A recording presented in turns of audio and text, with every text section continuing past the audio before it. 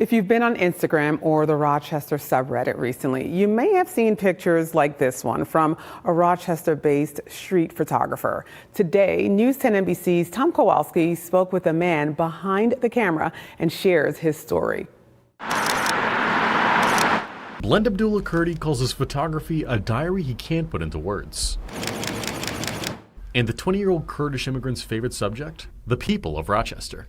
The community is amazing. Every single person I've approached for photos, every photo I've taken, the people just have been really kind towards it.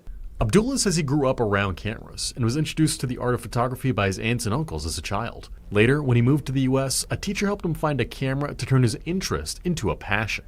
Many photographers, when I started photography, would give me cameras. I remember Mr. Nash from Rochesterians. If you're watching this, thank you very much.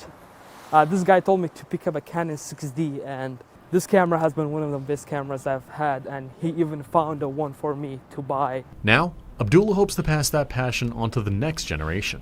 At the polar plunge, a little kid was like, "Oh, mister, this camera is beautiful."